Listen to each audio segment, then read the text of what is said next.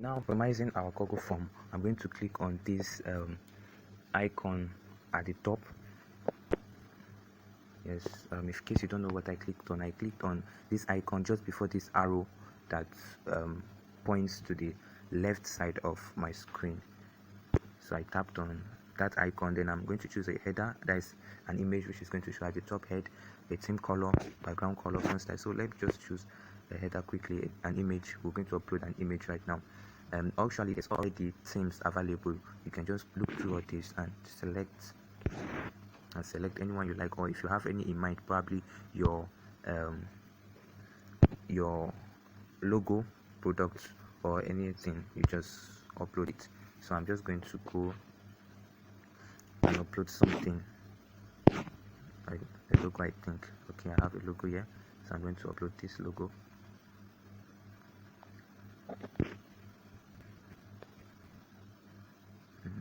Yeah.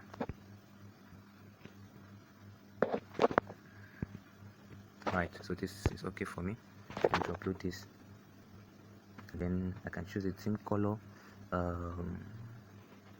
probably something. Okay, that's okay. Then I can choose any of these fonts. I like decorative, formal, playful, any of which you can just choose, and I'm going to tap on apply. And this is the changes here that we see. So you notice this star, you see, and then okay, let's quickly look at the next one, which is just immediately this back arrow. This arrow that goes back, that is pointing to the left side of my screen, is a undo. It goes back to the previous thing that you did. So just like when you are typing on Microsoft Word, when you want to redo and undo. So tapping on the icon, that is this icon, after the arrow facing back, there's this icon of a very sharp triangle. Yeah, a very sharp triangle that is facing the right side of towards the three lines. So I'm going to tap on that triangle, and then you can send an email here of your form link. You send the email to, you type the email to send, you want to send it to. Subject: I have invited you to fill out this form, and then you can just send from here, or you can just generate the link by clicking the next. This is the link. This link is very long, so you can just tap on shorten URL. Is going to shorten it for you, and then you can tap on copy, and then it has been copied. There are also websites actually that you can shorten your link, like Paintly, where you can go and get a more shorter link than this. So you can, I've copied it already on my keyboard, so I can just paste it somewhere on WhatsApp, on Facebook, and send it to someone by text or whatever, and then the person can just fill out this form. So I've copied it. So let's see. Let me go. If I want to paste it, I just have to come to WhatsApp, and then I paste it, and this is it.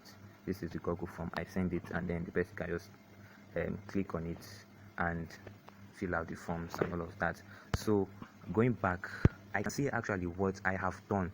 I can see what I have done on my app. Going to copy, paste it, and then opening it to see the others are seen. I can see it just right from here. And one thing about this Google form is that as long as you have a good network connection, it's refresh it itself. Like it's auto save. It auto save. Look at, I went to my WhatsApp, I came, and it started again, but I didn't start again. Although I didn't. There's no place like save form, like save form or download form. There's no place like that. So it auto saves itself as long as you have a good network connection. If your network is poor, wherever it stops, whenever your network stops working, no matter what you are doing, you are just going to go back again. So because the network is okay, I have this. Okay, so if I tap on this three lines, the three lines at the top right corner of my screen, I tap on the three lines.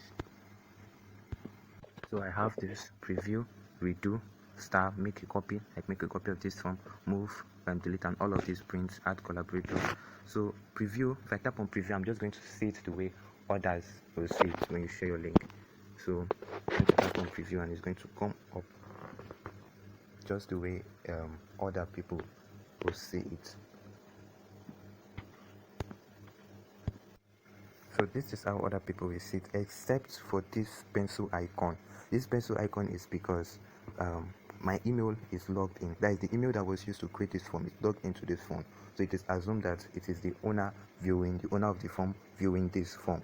So that is why the pencil icon is there. If I use a different phone, or if I log out my email account from this phone, it's going to show like this, but this pencil icon is not going to be there. This pencil icon shows is where I'm going to tap if I want to rework on this. Like maybe I see a correction and I want to work on it, I'm going to tap on this pencil icon. It's going to take me back to where I can change things. So this is Google form. So this is the address where they input. They can type in their name, Sam, address. You can put any address at all. You can put Rimpa, Abuja. Sorry.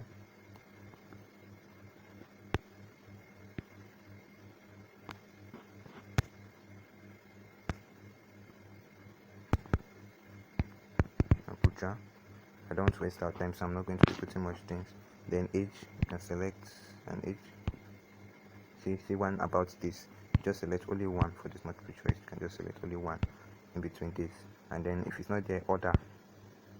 That's because I'm probably not in the age bracket. Maybe I'm 60 years old. So I'm going to just tap 60. I'm just going to input one bracket 60 to 65. Then age.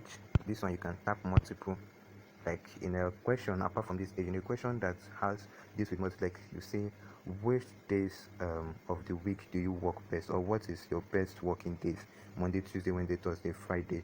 Choose the choose days that are applicable. So the person can choose, I prefer working Monday, Tuesday, Wednesday, and Thursday. Or you see, I prefer working Monday, Tuesday, Wednesday, Thursday, and Friday. They won't choose Saturday and Sunday because that may not be a working day for the person. For others, Saturday is fine for them to work, or Sunday is fine for them to work. So in such kind of questions, they can have a multiple selection of it. So that's when you use the checkbox for that. So see the country, there's some countries. So if I tap on this, look at this. I'm going to choose the country. So I'm going to Nigeria. Yeah. So imagine you have a lot of countries. You want to list the whole country. You want to list like 20 countries. You know your form is going to be very long. So instead of that, I can just use this checkbox. They're going to just hide it, and then when they tap on it, it's going to show up, and then they can choose. So that is one thing. You can use this drop down. You drop down for, and kindly upload a valid ID card. They tap this, they upload the file. So they can upload their ID card, maybe their NIN or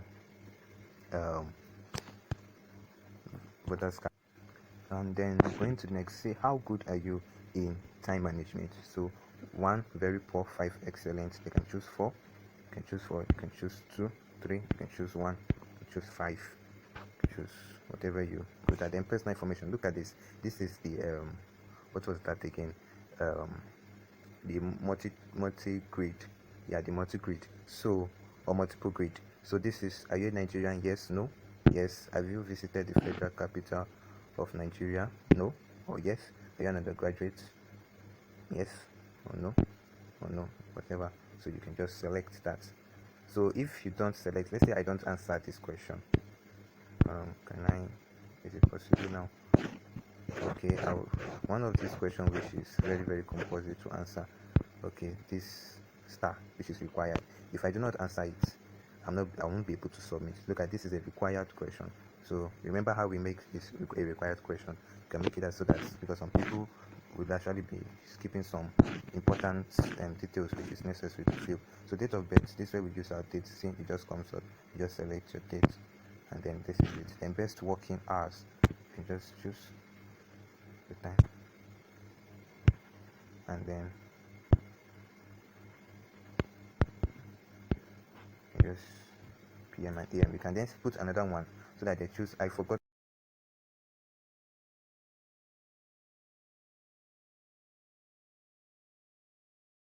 Just after these questions, like we see response and settings. If I tap on responses, it will show me the number of responses I have. So for now, I have 0 responses because nobody's have filled the form. Anybody who fills the form, I will see the information of that person there, and I can print it if I want to.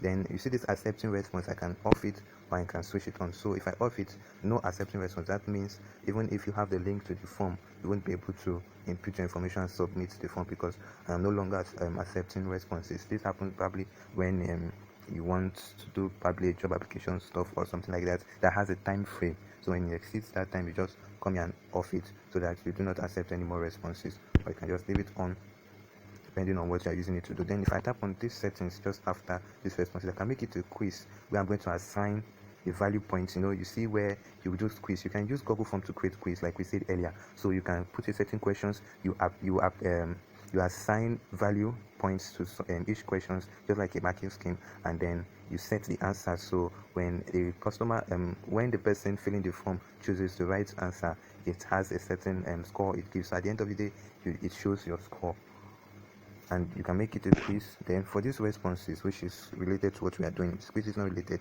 so you can collect email address, you can send respondents a copy of their response. So it requires collecting. If I tap on this collect email address, there's going to be a required field where people who fill the responders who fill the form will have to input their email address. Then you can tap on and when requested. So if this when requested is their choice if they want a copy or not, and then you can tap on always. If anyone, it will not ask if they want a copy. Once they submit, it automatically sends a copy to their email. So allow response editing. So that means once you submit a form, can the person still edit it? So you can input yes or no for that. So limit to one response, you can input that, and this and all of that. So this is it about this. And then if I go back to the question, look at this email, valid email. So you impute your valid email. Customers will have to impute their valid email now, because collecting their emails also, and then they may be sent a copy of their response. So thank you very much for your time.